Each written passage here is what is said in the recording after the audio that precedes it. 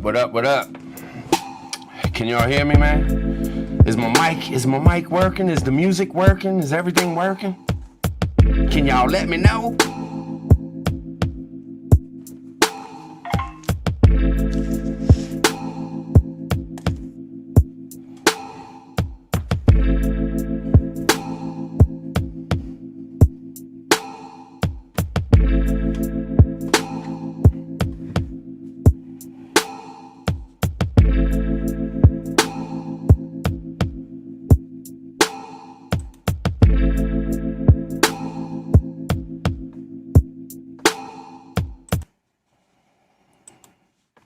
What's going on, y'all? What's up? What's up? What's up? I'm gonna say it real quick. I'm good. I'm good. You know, I had to take a picture because I kind of figured I would do a live stream and talk about everything that was going on. Once I calmed down and was laid up in the bed, like, hey, Niecy, snap a pic real quick. I might want to use it as a thumbnail. So, you know what I'm saying? It is what it is. But I wanted to let y'all know all the stuff that had happened and everything. So first off, I had a kidney stone. And y'all probably gonna bust out laughing like, dude, a kidney stone, really?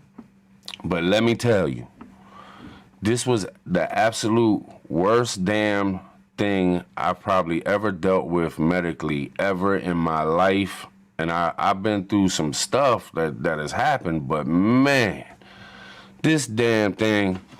So I just want to, you know, I'm going to take my time and I'm going to tell y'all everything that had happened and stuff. But hello to everybody in the chat. I appreciate y'all being here. I'm not going to read out a bunch of names, but I've been in there talking to y'all before the show happened and everything. But I appreciate y'all being here.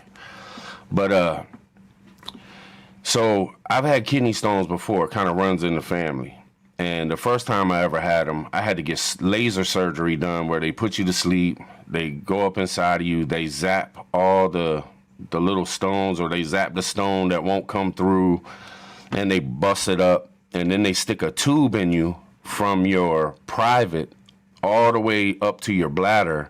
And you got to walk around with this tube hanging out of you for like 10 days. And then I actually had to pull that tube out myself. It's graphic. It's wild, man. It's not something you ever want to go through. But anyway, the first time I had it, I had pain and stuff, but the kidney stone was too big to actually go into the tube that it has to flow through to get to your bladder. Now, I know y'all probably know the names of stuff, but I don't remember stuff like that. I'm just not that way. I can't remember words and stuff, man. I'm just a goofball. But so I never felt the pain of a kidney stone going through that tube, whatever it's called. Somebody in the chat probably knows what that tube's called. It goes from like your kidney to your bladder, and it's like 10 to 12 inches long. And it's where the fluid goes and fills up your bladder, and then you go to the bathroom. So anyway, I never, and I had it a second time, but the kidney stone was so small that I had a little bit of pain, but it wasn't nothing that I couldn't handle. Man, like, I would say last Thursday, I felt the pain in my side. And, you know, you get cramps sometimes, got to go to the bathroom or something. Y'all know what I'm saying. So at first, I wasn't even picking up on it that it was a kidney stone again. And then all of a sudden, a couple things happened, and I was like, oh, shit, this is a kidney stone again. You know, I hope I ain't got to go through that laser surgery again and all that crap, man. Hopefully this thing goes by. So that was Thursday. So Thursday happens. I go through some pains and stuff, and it ends up fading away, you know, coming back a little bit, but it wasn't too bad. It wasn't nothing serious that I couldn't deal with. And then Friday, I was like pretty okay. I even did the live stream Friday night and stuff. So, you know, feeling a little funny, but, you know, I was still good. I was like, all right. Well, Saturday I woke up and Niecy was like, you should drink a bunch of water, you know, to make sure that thing got through or make sure it goes through and stuff. So I started downing, you know, chugging water, and boom. Man, it hit me like you wouldn't believe. The pain that I had I ain't ever experienced nothing like that before in my life. And it went on for hours. Like it was probably hit me at like, I don't know, 8 o'clock in the morning.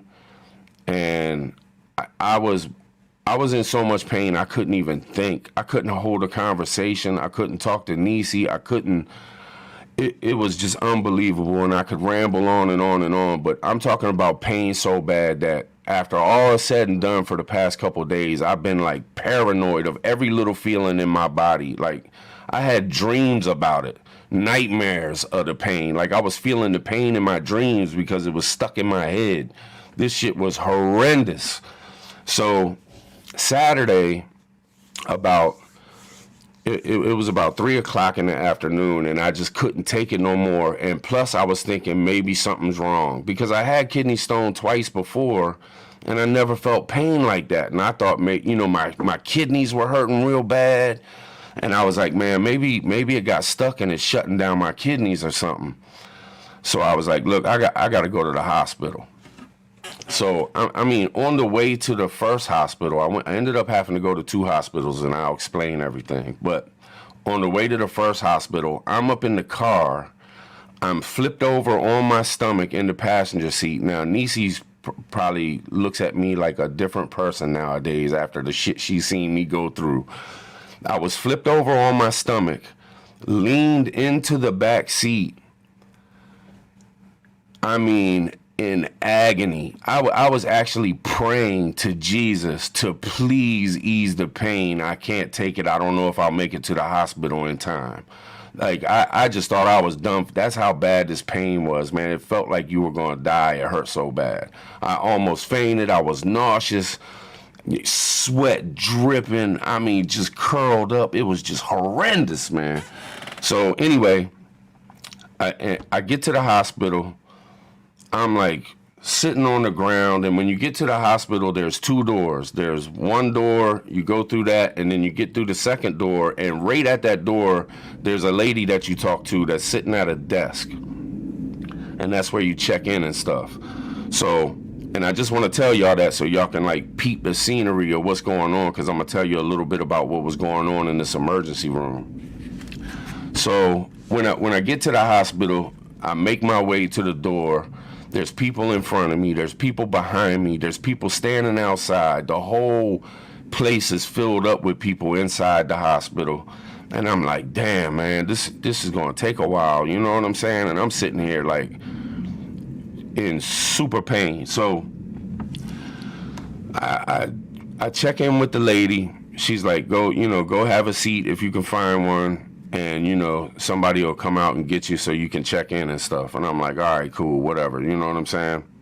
So I go find a seat. When we found a seat, when I sat in the seat, I was hurting so bad that I just couldn't sit regular. So I had to like crawl up in the seat with my knees, ball up.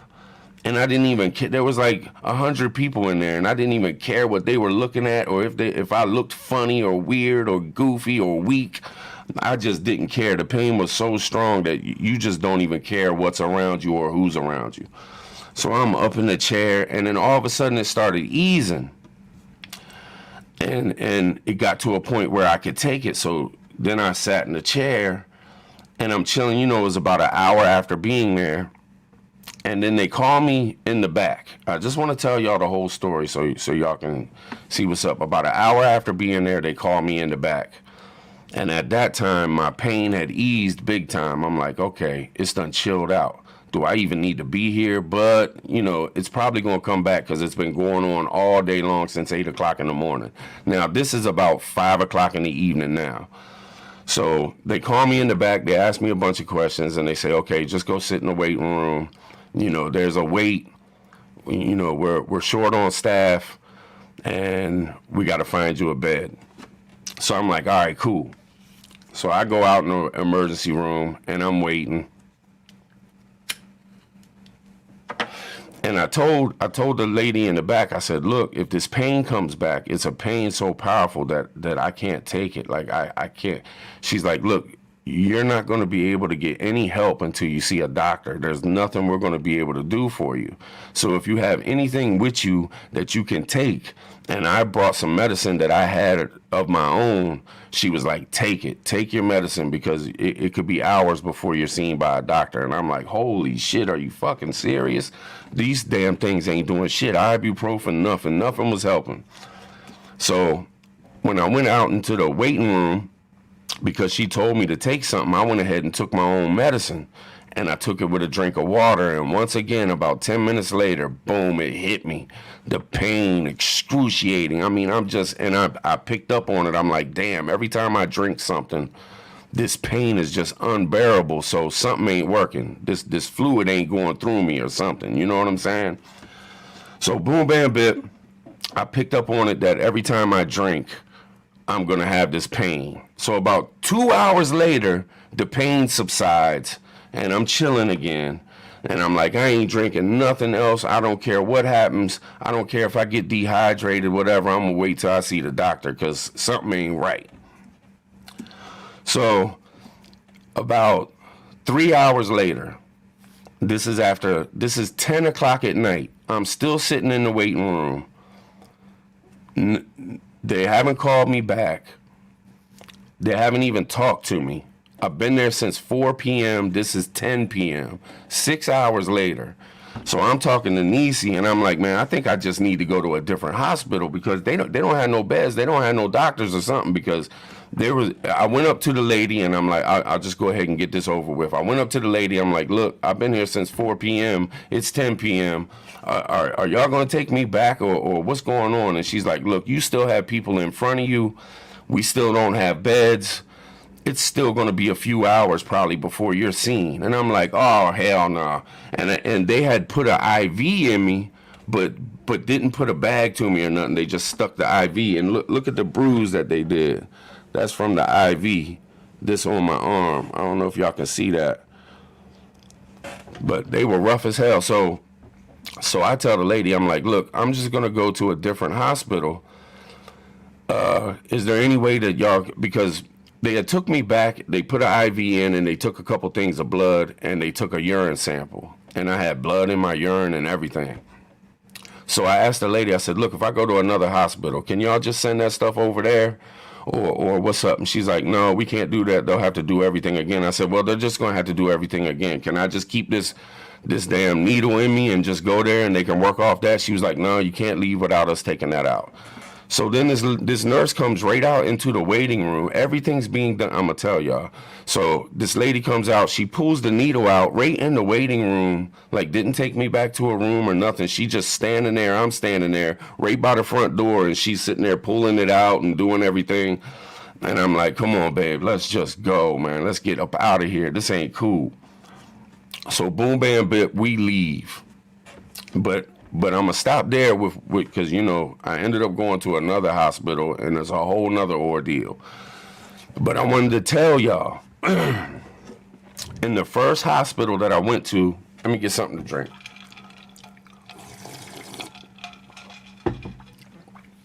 Like Dusty Data says, stay hydrated. So the first hospital, every 15 minutes, somebody was coming in. Every 10 minutes, sometimes every 5 minutes. There was people waiting outside. The whole room was filled up. There's another room connected to where you walk into the emergency place, and it's the x-ray room. They had the x-ray room set up for the bug patients, if you know what I'm saying. I don't even want to say no words because this is a tricky one. I'm talking about hospitals and shit. So they had a separate room just for patients that came in and had already been tested and tested positive. For all the patients that came in and thought they had it, but they weren't tested, they sat them right in the room with everybody else that had other issues, like me with kidney stones. There was a dude in there that had something had blown up on him. His whole hand was fried. His face was fried. There was other people in there. For another lady came in, she fell out on the floor drunk and was passed out on the floor, and all these people came rushing in to get her. I'm like, man, she's tricking the system, man. She ain't really pass out. She just knows she can't get a bed for 12 hours in this joint. But anyway, So all the patients that came in and thought they might have the wiggle, they sat them right in with everybody else. I mean, right next to somebody, and they never asked not one person were they plugged. You know what I'm saying? They never asked. Not. I was sitting for the last 3 hours I was there. Besides going outside to have a cigarette, I sat right by the front desk where people were coming in, because that was the only 2 seats that me and Nisi could get. And they never asked not one person if they had the thing. But they were asking everybody that walked through that door 10 different or 12 different symptoms of the wiggle. You know what I'm saying? And, man, you could have a common cold and have a symptom to this shit. But even though people were saying, there was people that came in and said, yes, I think I have it. I had it before. I think this is the same thing. But if you weren't already tested, they just sat you with everybody else. So there was no kind of protecting these patients from these patients type thing. And I would think that they would do that with everything we've been through, and they make this huge deal about everything, this distancing and all this stuff. And you would think that they would try to protect patients that, had a kidney stone from patients coming in thinking they got this wiggle. You know what I'm saying? But anyway, they didn't do none of that. Everything that they were doing for people, because when you go to an emergency room, usually they bring you back to a room, and then boom, you get a nurse, and then the nurse starts doing your IVs, starts setting you up, asking you questions. They set up x-rays or CAT scans or whatever it is. Man, they were doing that stuff from the emergency room, waiting room. Like, it wasn't like you got a room and had that stuff done. They were like bringing people out to do stuff, and then bringing people like inside hallways, it seemed like, to get a needle stuck in them or whatever the hell. So anyway, it was wild. It was dirty. The whole place was dirty. The walls were filthy. The floors were filthy. The staff working there just seemed like they were completely stressed out. I mean, they came out and said at least 10 times to the people in the waiting room, look, we don't have beds. Sorry y'all are waiting so long, but there's nothing we can do. We're short-staffed, and we just don't have a bed for not one more person right at the moment. As soon as we get beds, we'll start bringing y'all back. And they just kept saying that the whole time, coming out and saying that like at least once an hour. So we end up dipping. I'm like, man, I'm out of this joint. I'll check out the chat and stuff if y'all got any questions about anything, or if there's something I missed and y'all got a question about something. I'll look in the chat and y'all can tell me, I'll answer your questions if I can, because I might forget something, or I might not say something that y'all are wondering, but I want to get through this and get to the end, and then I'll be like, all right, I got it all out. So we leave, and I'm not hurting that bad, you know what I'm saying? Because I hadn't drank nothing in a couple hours. And I realized as long as I don't drink nothing, I'm good. Now, Nisi's birthday was that, next day. So I'm thinking about that, and I'm like, man, I don't want her spending her time in a hospital. So what I thought is, I come home, we'll go to sleep, and before Nisi gets up, I'll get up in the morning and I'll go to the other hospital first thing in the morning. That way she ain't even got to worry about it. She'll wake up, I'll leave her a little note, or I'll text her and say, look, I just wanted to handle it. I didn't want you to have to be there and stuff. Plus, I really didn't want Nisi around these emergency rooms because of the way it went at the first emergency room. I didn't even want her there because she could catch the thing or something, you know what I mean? And I could too. I mean, and I'll get to that because I finally got a bed and got to talk to a doctor and talk to a nurse, and it kind of blew my mind because there was 2 different things told to me that really was like, whoa. So anyway, so I get home. I'm like, I got to take my nighttime medicine. So I'm just going to take the littlest bit of water I can to get the medicine down. And then I'm just going to pass out. I'll wake up in the morning, go to the second hospital. I get my medicine. I take a little sip of water. 10 minutes later, I am on the ground, balled up, damn near crying like a little girl. I mean, my cat was coming up, rubbing up against me. I was moaning. And Nisi's like, can you make it to the car? And I'm like, I really don't know this time, because it just seemed like it got worse and worse and worse.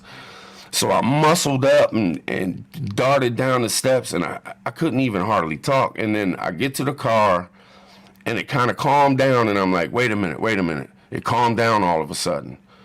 And then boom, it hit me again. And I'm like, okay, we just got to go. We got to go. So this is about, I would say this is about 11:30 at night, 11:30 p.m., Saturday night.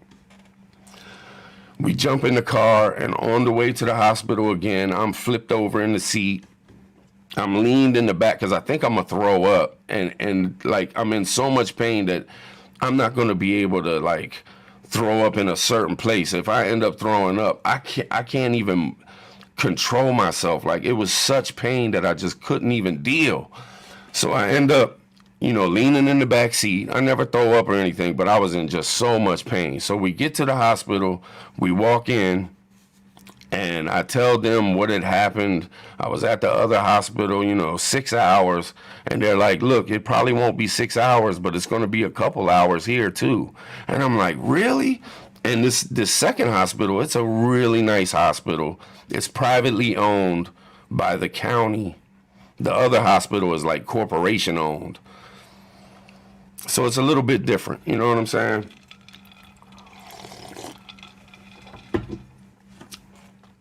So anyway, I'm like, all right, well, I gotta do what I gotta do. Like, if I gotta sit here 12 hours, that's just what I gotta do, because I can't take this shit. Somebody's gonna have to go inside and fix something. So we're in that waiting room. In the second hospital, I'm waiting on a bed for 5 hours. And I'm noticing that there's people hooked up to IVs in the waiting room, people laying on the ground, people sleeping in wheelchairs hooked up to IVs. People are being brought from the waiting room straight to the x-ray room and the CAT scan room, because they had to do a CAT scan on me. So they actually did everything from the waiting room. They took the piss test from the waiting room. They took me to the CAT scan and then brought me back to the waiting room. All that stuff while I was waiting that 5 hours for a bed and a doctor.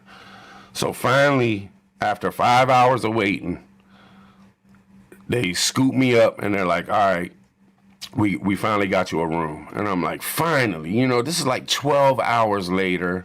This is like damn near, 15, 16 hours of just pain, and, 18, 20 hours of pain. It's just nuts. You know what I'm saying?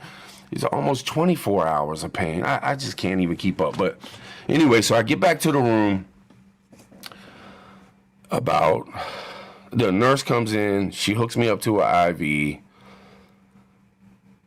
She goes back out. We're just chilling. And I'm actually feeling all right. Like, all the pain went away, but I hadn't drank any more water or anything. So then the doctor comes in. All right, I'm going to just go ahead and get through it. So the doctor comes in, and the doctor says, look, you had a kidney stone, but you passed it. And I'm like, look, I ain't passed shit. I don't know what the hell you talking about, but I know what the hell I've been peeing, and there ain't been no stone come out that joint. I'm telling you, man, I ain't passed no stone. She's like, no, you don't understand. When you pass the stone, that means it's made it to your bladder.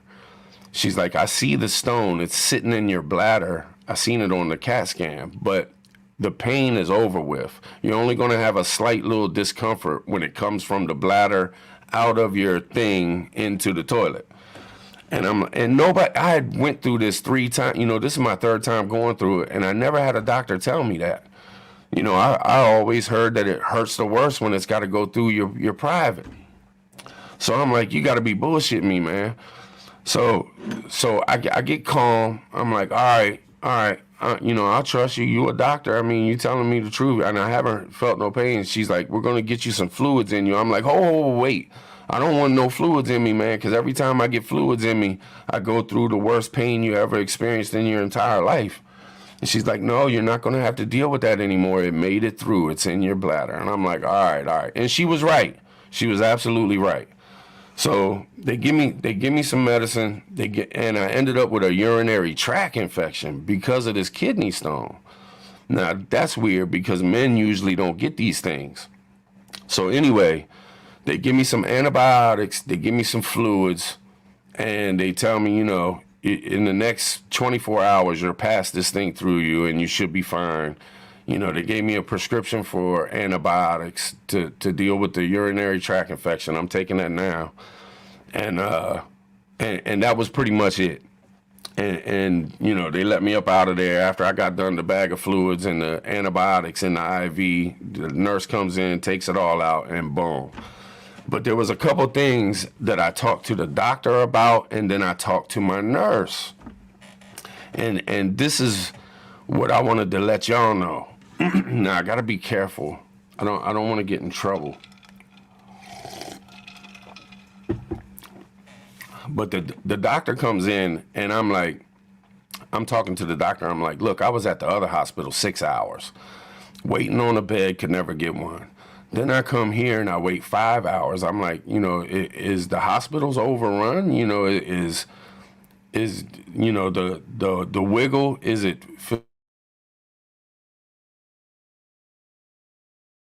I'm at 2 of them. That's pretty much, y'all have changed y'all's entire processing and shit. Like, you're doing it a completely different way than you ever have before. And she was like, yeah, we're filling up. She's like, I just admitted 3 wiggle patients who were unpoked. And I'm like, okay, I can see that. I can, you know what I'm saying? Like, I get it. I've been hearing from my other doctor, and I've heard from other people that have talked to doctors that that's the case. But don't leave yet, because there was something. So she says that it was wiggle pneumonia something, some big word afterwards. That's why they're being admitted. And she said that, that they're filling up because of it. So then me and the doctor get done talking. The doctor ends up leaving. And then my nurse comes in.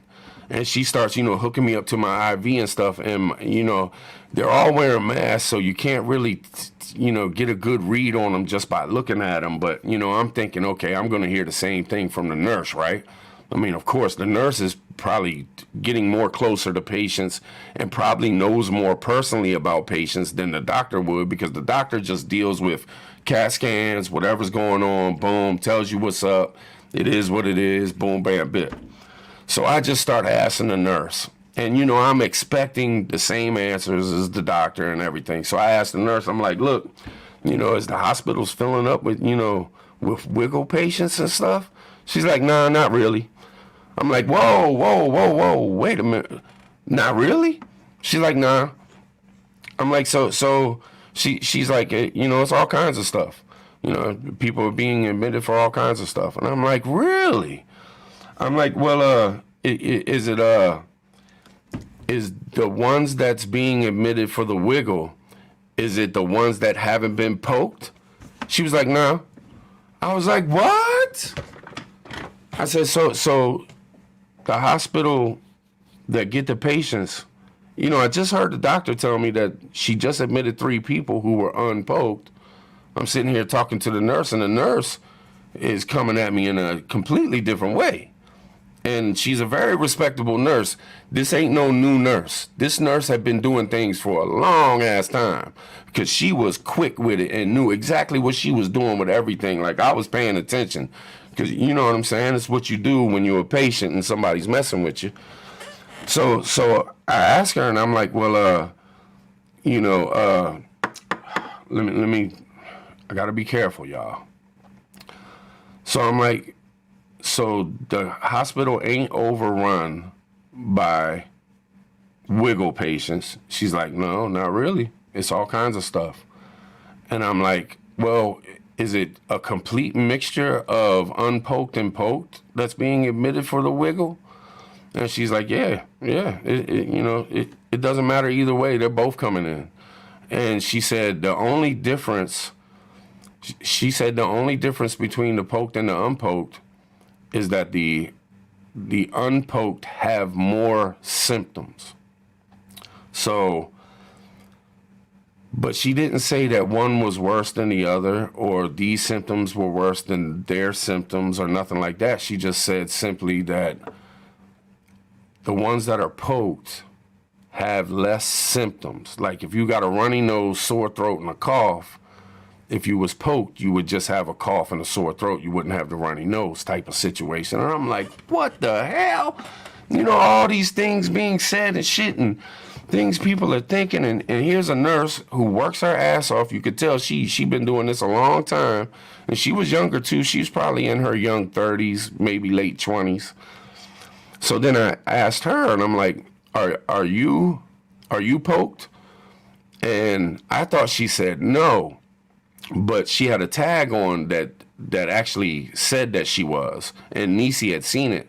And when I thought she said no, I was like, "Oh shit, you ain't? What's up?" Like, you know, because I was thinking, you know, well, anyway, Nisi's like, no, she is. So I asked her, I'm like, so you are. She's like, yeah, I am. But she had this look in her eyes, like she was disgusted by it, not by my question, but by the fact that she was, you know, stuck. So I started asking her, and I'm like, "You really didn't want to do that, did you?" She's like, "No, not really, but I have a kid to feed, and I got to put a roof over his head." She said that if she didn't have a kid, she would have never done it, and she would have walked away from her entire career. And I'm like, whoa. But she said it was because of mandates, not because of the poke itself. Like she said, she wasn't worried about the poke itself.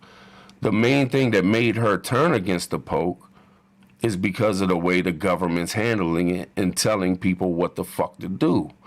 And I'm like, well, this is coming from a medical worker in an emergency room hospital who knows her shit. And here I'm sitting in here in front of a motherfucking patriot. You know what I'm saying? Like, I wanted to salute the girl. Like, I was like, damn, I so appreciate this shit. You know what I'm saying? So then she goes on to talk with me a little bit about, you know, she was 100. It was like she was in our community. You know what I'm saying? She was 100% about it. She did not want to play them mandating bullshit. She wished she could have just walked away from her job, but she had a kid. So she went ahead and, you know, did the damn thing, and she's working. And she says, I don't even talk to nobody when I'm working. I keep my head down, I do my job, and then I go home. She's like, I don't deal with none of that bullshit. And I'm like, whoa. So pretty much that's pretty much what I can tell you about everything. I mean, I didn't really get a chance to talk to any other nurses or anything like that because, I mean, at the first hospital, they were complete. They weren't the nicest people in the world. Look, this is from the first. Let me see if I can get it in there. That right there is from the first hospital. Just putting an IV needle in me. This little dot right here is from the second. So you can tell the difference in workers and attitudes and shit just by what they did to me doing their thing. You know what I'm saying? So boom, bam, bit. I couldn't really talk to nobody at the first hospital. Second hospital, you couldn't really talk to nobody neither until you got in the room. And that's the only two people I could really talk to was my nurse and my doctor. And that's pretty much what they told me. Now, I don't know if I'm forgetting anything or anything. I'm sure I'm forgetting something. But I did want to say this. At the first hospital, I'm going to say 90% of the people that came through the door that thought they had the wiggle were they weren't black and they weren't white. They were like Mexican or Puerto Rican and stuff like that. And it just kind of, you know, threw me for a loop. The whole time I'm sitting in there watching and I see people coming in the door, and it seemed like every time it was, you know, somebody that was either Mexican or Spanish or something like that. They were the ones that seemed to be the ones that had the symptoms and were worried about having the wiggle. It wasn't really white folks and black folks. So that was kind of strange to me. It was like, I would say it's more than 90%. Out of, there was probably 100 people that came through that door at least while I was there. And I'd say probably 95 of them, 95% of them that came in for the wiggle, they were like Mexican or something, man. And that's kind of strange. Maybe it's affecting those people more than others or something.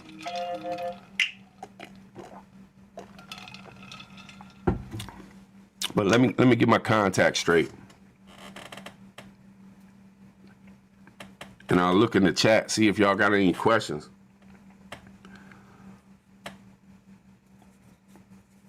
Hopefully I'm still rolling. Am I still live? Yeah. 'Cause I ain't know how YouTube was gonna feel about this. Let me check my phone.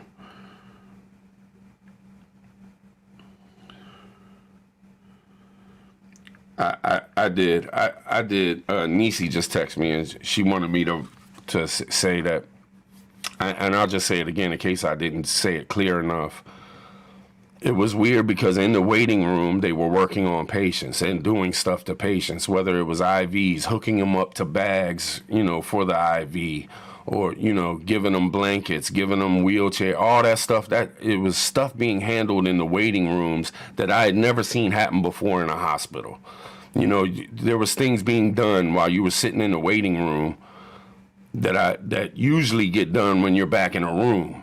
So it was just real weird. But man, I gotta fix my damn contacts. I can't see a damn thing.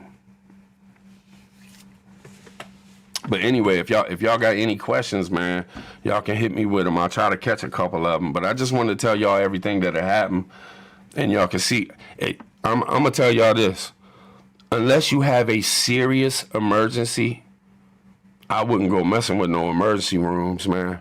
I just wouldn't do it, man. If they're like that around my way in Southern Maryland, which ain't a busy place, it's not a city or nothing. I can't imagine how the cities are. I mean, it's unbelievable. I probably would have ended up waiting possibly 10 hours to get a bed if I even got one.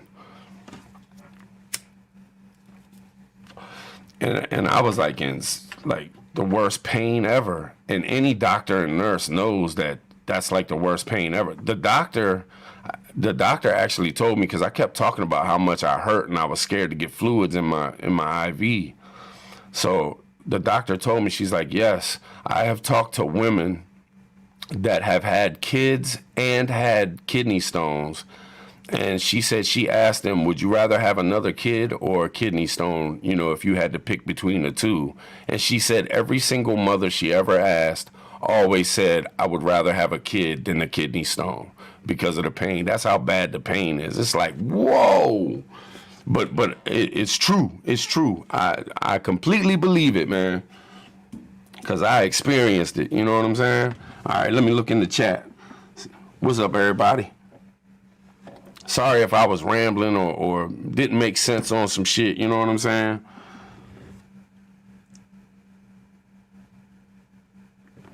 Yeah, POTB, yep.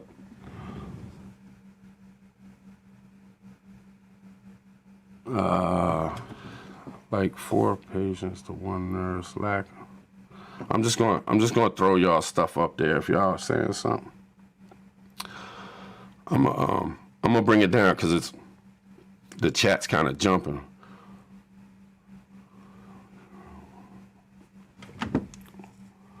Was it a waiting room? Was it the stage, or was it the same in the back, behind the scenes?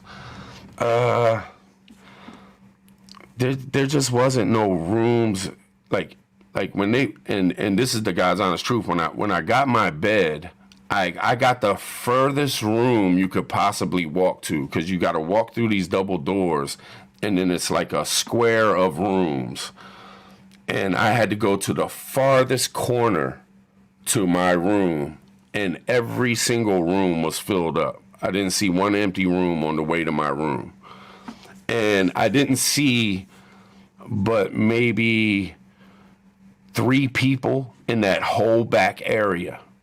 As far as workers go, I mean, there could even when we were leaving, I'm sitting here thinking about when we were leaving, but there was only 2 people when we were leaving. There was 2 people sitting there. And you got to think there's all these people in all these rooms, all these people out in the waiting room. I mean, it's kind of crazy, but I don't think it's for show. I still think some of these hospitals don't know how to handle what's going on, and they're not.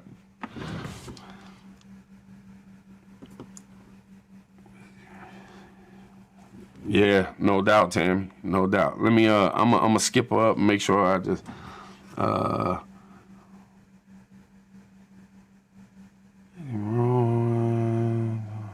Glad you're doing better, brother. Thanks, Breeze. I appreciate you. Appreciate you.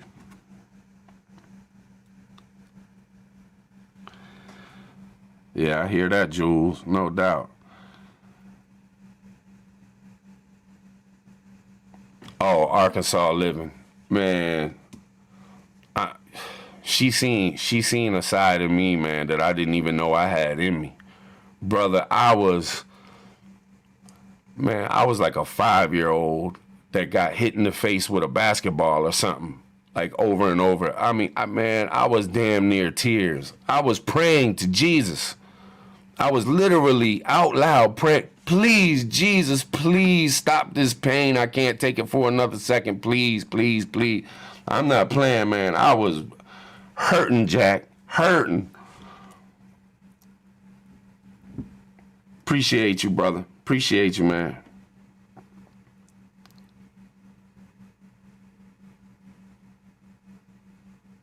I'm not sure what that means. Assigned to DNR. I'm not sure what that means.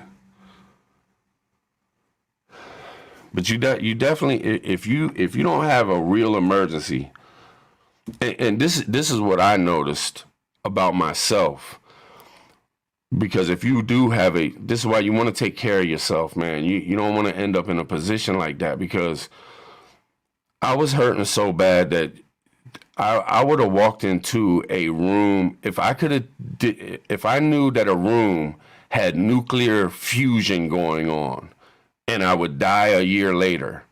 I was hurting so bad that I would walk into a room like that to get something to help with the pain that I was going through. So like I can imagine other emergencies, you're not going to care whether you're going into a danger zone or walking and having to sit in a room where there's 30 people sitting there thinking they might have the thing, the wiggle. So really you got to be careful, man, because when an emergency happens and you got to go to the hospital, it's too much, man. You're not going to think straight. You're going to be trying to do whatever you can to fix whatever's going on with you. And I just noticed I put myself in danger and I put Nisi in danger. And I could not help it. There was nothing I could do. And you ain't going to tell Nisi nothing. It ain't like I'm going to tell her, go sit out in the car. I mean, I told her a couple times you could go home. Like, really, you should go home and just chill, and I'll just text you when I'm done. But, Nisi ain't going to leave me. She a soldier, but, man, it just felt horrible to have her in that situation. Good luck at the vet, G2. Appreciate you. Man, my contacts are messing up so bad.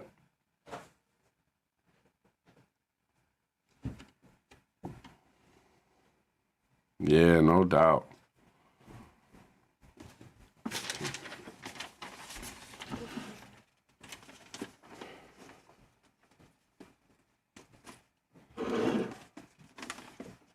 Oh yeah. That's true. And Nisi wanted me to remind that you know how I told y'all that they were asking people about the symptoms, and they would name like 10 or 12 different symptoms. If you had one of those symptoms, they were testing them for the wiggle. And what did she say? And that caused backups and wait times longer. Yeah, true. But they didn't protect other people from the wiggle. They only put them in that separate room, which was the X-ray room. They only put you in there if you came in and said, "Yeah, I've been tested and I'm positive." That's that. All the rest All the rest of the people were like sat in a room with everybody else. It was crazy, man. My voice is all messed up.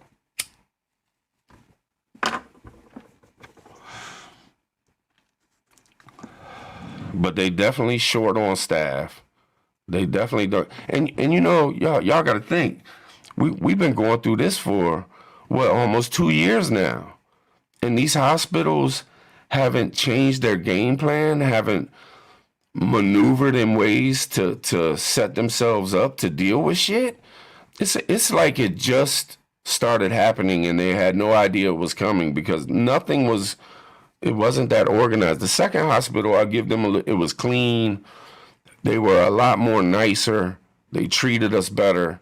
They tried real hard to make everybody comfortable. They were bringing warm blankets to this one lady who was very sick, a young girl. She was in a wheelchair, had a blanket on her. They were bringing her warm blankets. She had an IV hooked up. They kept checking on her. But I mean, that first hospital, man, it was like they didn't give two shits, man. They weren't nice to you when they spoke to you. It just wasn't a good experience whatsoever.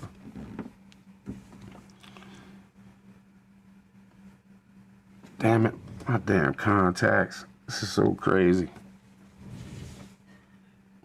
Yeah, I hear that, old man. 15 days, yep. Let me see.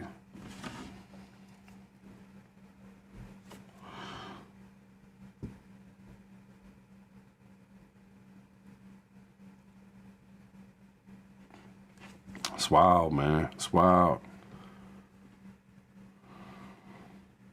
I hear that, man.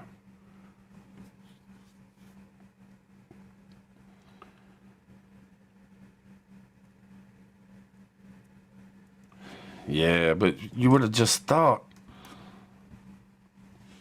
that they would at least be organized and know how to deal bringing people in. Like, I mean, I'm no professional or nothing when it comes to organization, but if I had an emergency room, I would definitely want to separate patients from everything else, because I wouldn't want somebody coming in there with, say, heart disease and sit them next to somebody who has the damn wiggle, because, you know, they might not die that night, but you might be setting them up for leaving this motherfucker 3 weeks from now. I mean, come on, man. It just don't make no sense to me. Wouldn't you protect people from it somehow or something? I just don't think I don't think they give a shit no more. I don't.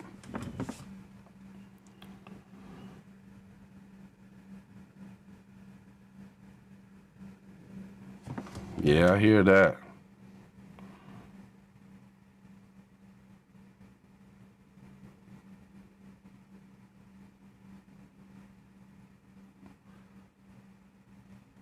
But they definitely making everybody that works in the hospital get the thing, if y'all know what I'm talking about.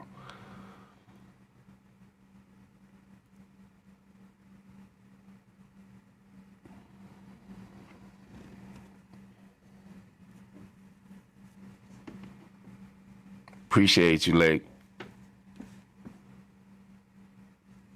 I'm good now though. Like everything passed. I think the track infection stuff is you know it's going away and stuff. I got the medicine for it. I'm taking it like I'm supposed to and everything, so it should be all good.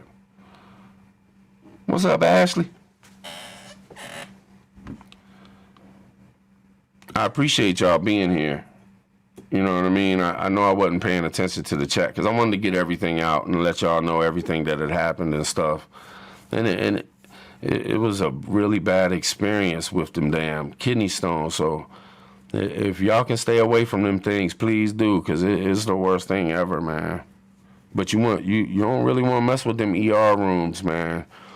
It's crucial the way shit's going down in them jokers. It's almost like you know what it reminded me of? It reminded me of when I watched TV and like you see the news and they're over in like Africa or something and they have like they set up little tents and stuff for emergency care for people and stuff. That's what it seemed like to me. It was like no organization. It was like a third world country hospital or something. It just didn't seem right, man. And you could tell the workers that were there, they must have been overworked because they were just stressed.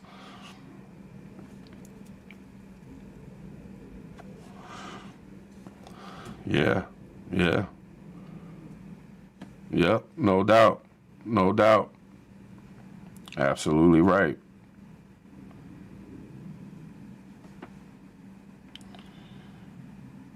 Appreciate you. I'm all good now. I really am.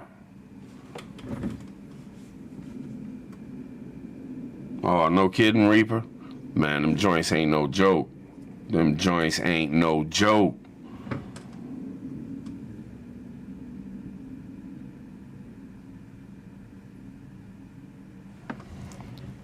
Yeah, I keep having them, and the doctor did say that she's seen in the CT scan that I got a bunch of them in my kidney. I know it runs in the family. I know I'm gonna have more. So that's another thing I can tell y'all, as I got a specialist, so I can go and try to see what I can do about these things. Maybe they can go in and get rid of some. That way I don't have to go through it for a while or something. But we called to get a appointment with a specialist that deals with this stuff. Their appointments are pushed all the way out to the end of November. I mean, I'm like, what? I've never called a specialist and had to wait 3 months. That's what you hear about. Like, I've always heard that about Canada. Like, anytime you got to get a doctor's appointment, you're on, like, you got to wait 3 months in order to get there and stuff because of the way their system is.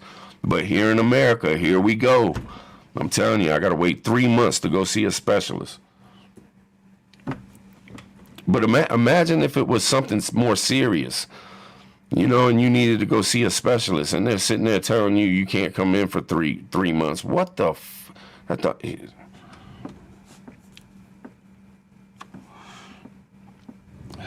What's up, Prepper? Now, what's going on with you, brother? Good to see you, man. Some crazy stuff going on around our way, brother.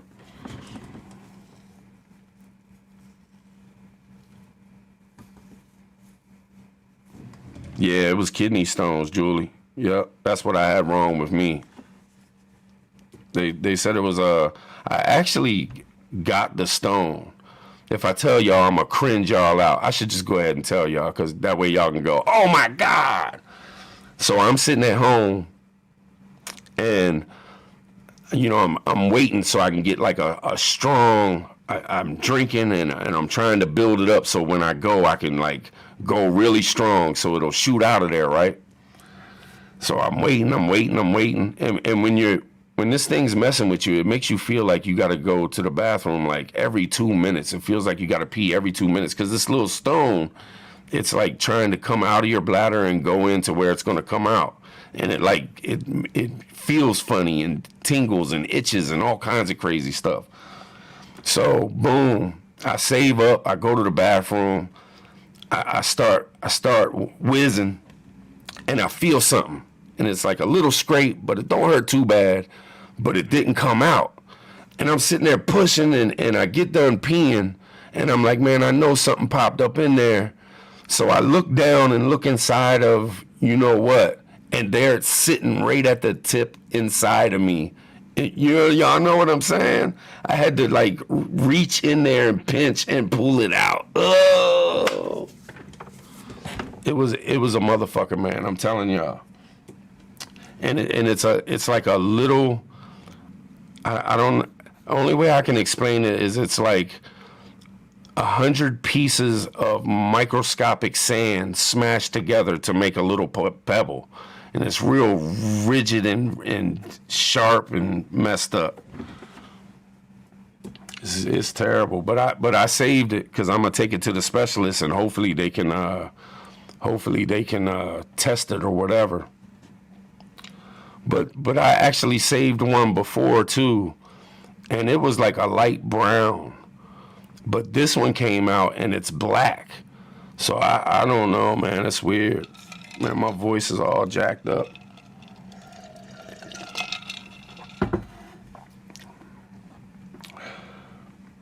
Yes, milkmaid, yes. Everybody I tell it to. But can you imagine me? Like, it freaked me out. When you look down and you look inside of yourself like that and you see this stone sitting there, and it's like, oh my God, what is inside my body? Like, I gotta get it out, and you gotta get it out of there. It's like, oh. It messed with me for a couple hours. Like, I couldn't stop thinking about it. I kept trying to change my mind from thinking about it because I didn't want to picture it anymore. Yeah, they are. They nasty looking for sure, Tam. Appreciate you, Julie. It's like a little hitchhiker Bushido. No doubt. Tribe, would you name it?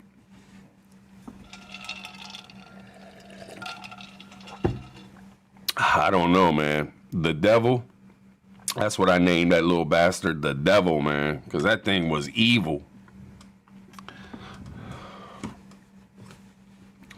Tell it how it is, Lake, no doubt. Yeah, I'm keeping it. I'm keeping it, Hans. I got it wrapped up in a paper towel.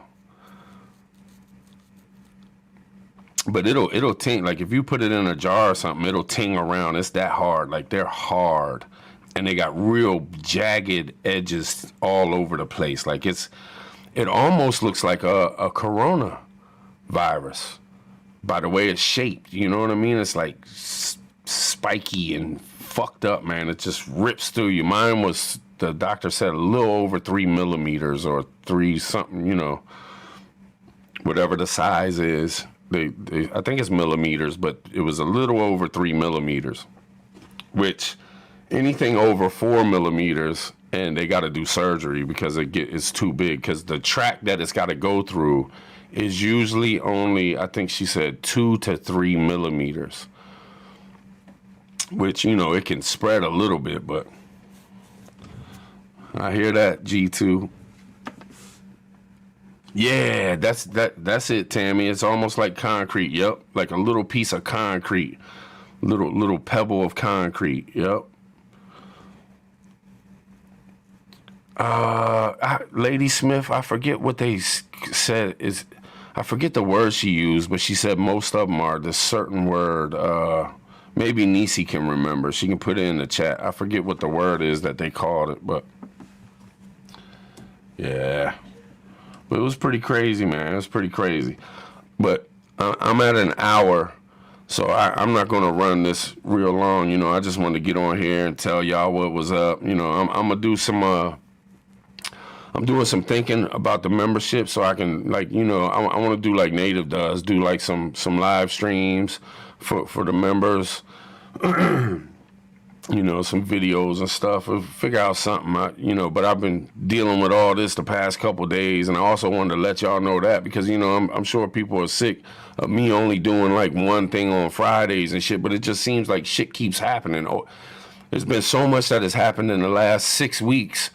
It's been nonstop, so hopefully this is the last thing, and I can just get back to normal and do my damn thing. But maybe I'll go live later too. Maybe later on this evening I'll go live again if y'all ain't doing nothing and nobody else is live. Maybe I'll hop on and try to hang out. Kind of want to hang out with y'all with just me, like no show idea, no nothing. Just hang out with y'all, fuck around. You know, play with some music and shit and just hang out with y'all and talk with y'all about any old thing, you know what I mean? Because I appreciate y'all, man, I really do. They said, from what I hear, the number one thing is sweet tea, which is my favorite drink, but sweet tea causes the kidney stones, and like red meat, I think probably beer, maybe beer causes them or something. I don't know. You have to do some research, but it's a motherfucker, let me tell you.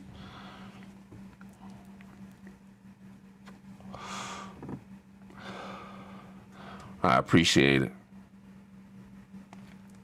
Thanks, Hans.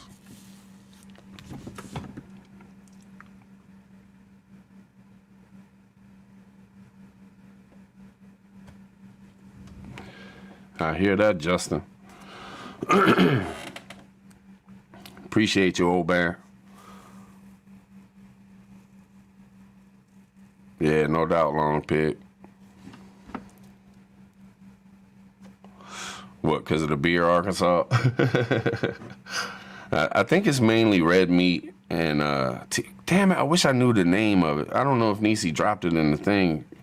Dude, she's in the other room, so I can't even ask her what the name of it.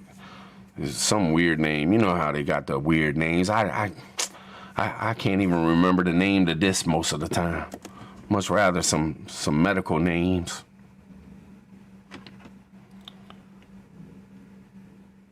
Yeah, that's how I am too, Tammy. No doubt. And it runs in the family. Like, I never knew my dad's side of the family until Facebook. And I was a grown-ass man. And on Facebook, they found me because I never knew my dad or nothing. But after I met some of my cousins and stuff like that, there's a couple of them that have kidney stones. Some of them have them every 3 months. And I'm like, but I never had them that bad to where it hurt that bad. So I wasn't really worried about it. I mean, even with the laser surgery, that was a bad experience, but I didn't have the worst pains of my entire life. It was just, something that I could deal with. But man, this time was no joke.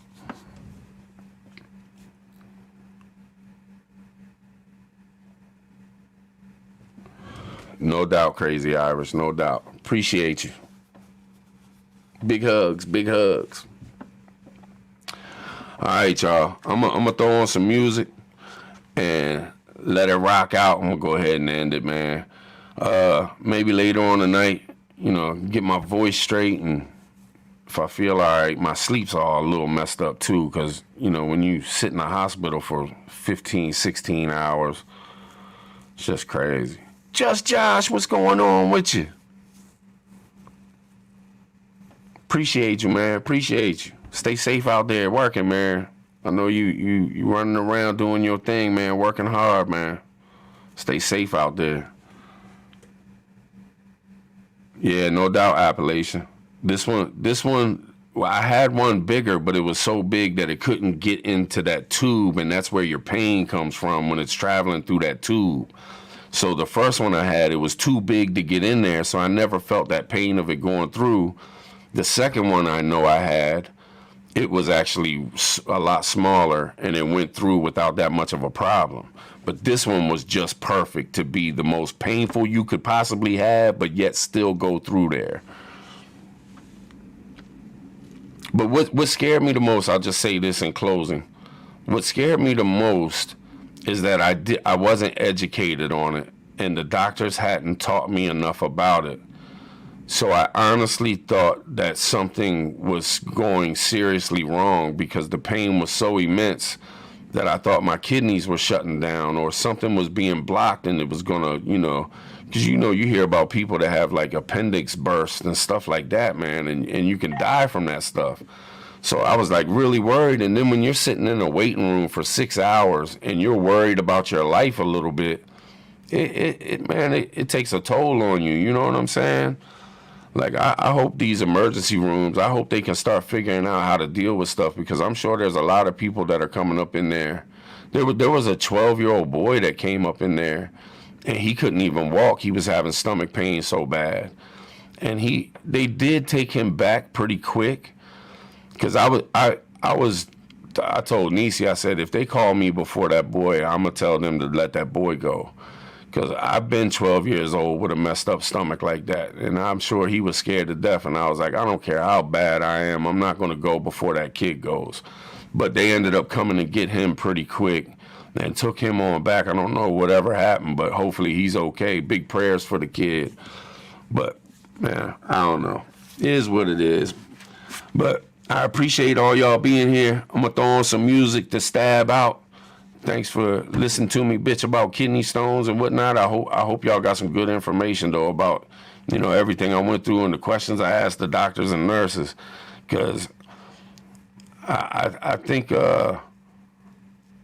and just like that, I can get two different kinds of information from the doctor and the nurse that I'm dealing with. So imagine the confusion that we get from everything else. Because it was like talking to two people who had been dealing with two completely different situations. And it's like there's no way that you could say these things and then this person come in and say almost the damn near complete opposite. So if that's happening in an emergency room bed with your doctor and your nurse, it's no wonder our information is being, we don't know what the hell's going on, because you can't get a collective on it. You know what I'm saying? But anyway, I appreciate y'all being here. Thank you so much. Appreciate all the prayers and, feel betters and all that good stuff. I love y'all to death. And I'll holler at y'all later. It'll be later on, probably this evening, maybe, if I can get my damn voice right. But let me throw on a jam for y'all one time, and I'll holler at y'all later. Let's go with the doomsday's coming. Oh, you ain't gonna play for me? Come on now. There you go. We'll just play this one.